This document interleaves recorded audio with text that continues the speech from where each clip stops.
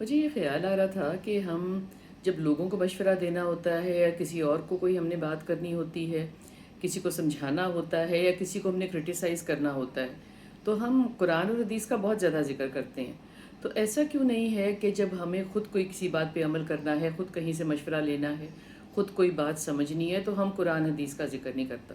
جیسے کہ ریٹیلیشن کی بات ہے، جیسے کہ بدلہ لینے کی بات ہے، جیسے کہ معاف کرنے کی بات ہے۔ دوسروں کو تو ہم کہتے ہیں کوئی بات نہیں،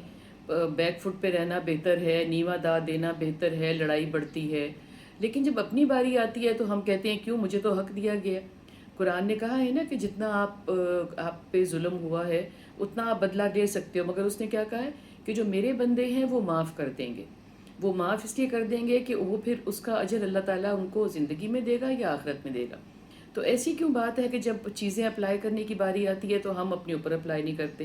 تو اگر ہم یہ فیصلہ کریں کہ کسی بھی حدیث، کسی بھی قرآن کا کوئی لفظ، کوئی بھی سنت جو ہے، وہ سب سے پہلے جس پہ اپلائی کرنی ہے وہ میں خود ہوں، اس لیے کہ سبق مجھ سے شروع ہوتا ہے۔ اگر میں چیزیں اپنے اوپر اپلائی کروں گا تو پھر لوگوں میں بیٹھ کے مجھے قرآن اور حدیث کا ایسا ذکر نہیں کرنا پڑے گا، بیکاز اگر میرے پہ لگا ہوا نظر آئے گا، اگر میرے معاملات میں، میرے تعلقات میں، میرے لین دین میں، میرے ناپ تول میں لگا ہوا نظر آئے گا، تو پھر لوگوں کو یہ سمجھ آئے گی نا کہ یہ کرنے والا کام ہے، اور لوگوں کو یہ بھی سمجھ آئے گی کہ یہ اپنے اوپر کرنے والا کام ہے۔ تو پھر لوگ آپ سے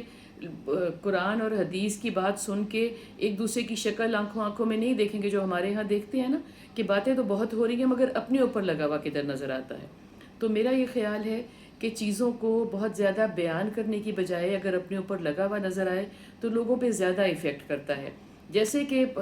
حضرت عائشہ نے ذکر کیا کہ حضور پاک جو ہیں وہ چلتا پھرتا قرآن ہے۔ اس کا کیا مطلب ہے؟ اس کا مطلب ہے کہ بہت زیادہ چیزوں کو وہ اگر اناؤنس بھی نہیں کریں گے، اگر بیٹھ کے بتائیں گے بھی نہیں، تلقین بھی نہیں کریں گے، تو جو ان کو فالو کر رہا ہے، ان کی زندگی میں ان کو چلتا پھرتا دیکھ رہا ہے، ان کے ساتھ لین دین کر رہا ہے، ان کو لوگوں کے ساتھ بیٹھتا اٹھتا ہوا دیکھ رہا ہے، تو اس کو سمجھ میں آ جائے گی کہ مجھے کرنا کیا ہے۔ کیا یہ بات ہم نہیں کر سکتے؟ بیکاز میرا یہ خیال ہے کہ ہم بہت سی باتوں میں کہتے ہیں نا کہ ہم بڑوں کا مقابلہ نہیں کر سکتے، وہ بڑے لوگ تھے،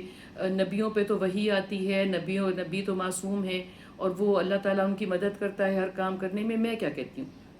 میرا یہ خیال ہے کہ اگر ان کے نقش قدم پہ ہم چل نہ سکتے ہوتے تو نقش قدم ہمارے لیے چھوڑے نہ جاتے۔ نقش قدم تبھی چھوڑے جاتے ہیں کہ پیچھے سے آنے والے ان قدموں پہ چل کے اپنی استطاعت کے مطابق ان سے سیکھ سکیں اور سبق حاصل کر سکیں۔